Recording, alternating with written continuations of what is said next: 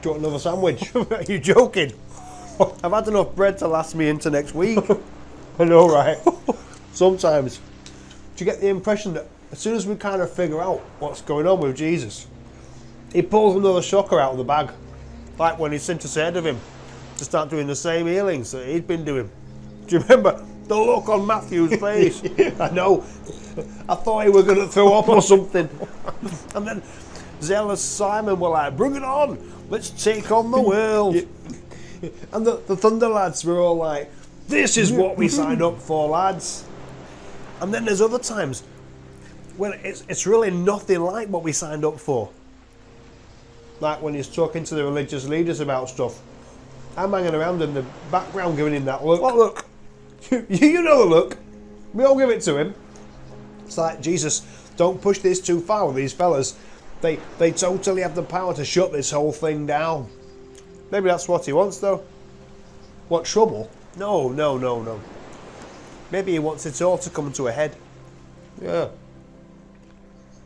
Listen, something has really been bugging me about something Jesus said to us. Go on. Do you remember that night on the lake? Do I remember the night on the lake? Are you joking? It's burnt into my memory. You'd think us fishermen would be able to weather a little storm and let Jesus have his 40 winks in the back. It was proper scary. I thought it was maybe the end. I know. And I was like, who do we throw overboard? Like in the story of Jonah. Like maybe Thaddeus should have been on a boat for Nineveh or something. And then Jesus, he just stands up, doesn't he? He speaks to the weather. He spoke to the weather. He spoke to the weather. Could you sleep that night? I was buzzing. I mean, the religious leaders keep giving him stick about the things that he's claiming about himself. I was like, guys, just come with us for a couple of days. See what we see.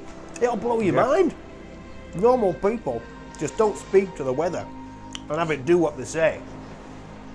That's what's been pecking away at me. What do you mean?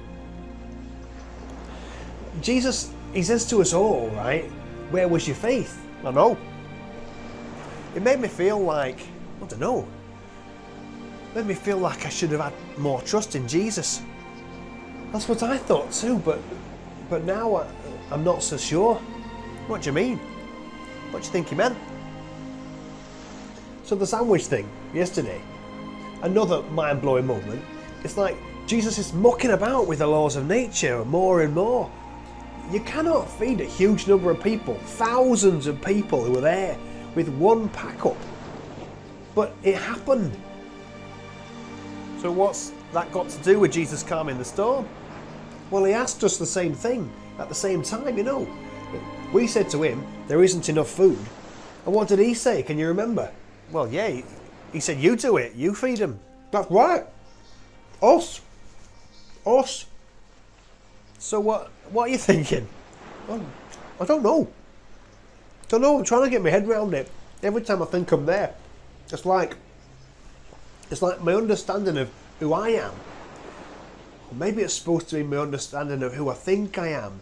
Oh, it just starts to crack. The others are saying you're starting to get a little cracked, I have to say. Go on. Sorry. Maybe when Jesus looked at us on that lake and he said, where's your faith? Maybe he didn't mean like, why haven't you had more faith in me? Maybe it were more like he already thought that we were ready for something. Ready for what? That we didn't need to wake him up. You mean he was expecting us to speak to the storm? Maybe, yeah. Us? Yeah, us. Remember, when he sent us out ahead of him, we had to heal people, remember? And then Jesus blessed the loaves of fishes, but it were us who kept giving them out. Like the miracle was done by us. I reckon that's what he meant on the lake.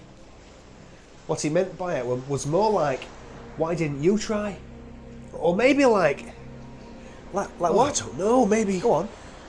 Maybe what he meant was like, lads, you didn't need to wake me. That's a brain buster right there, isn't it? Do you think that's what he thinks of us? Jesus thinks we're ready to do the same things he's been doing. We keep asking the question, who are you? You know, who is this guy? I think I've got to the point where who Jesus is painfully obvious.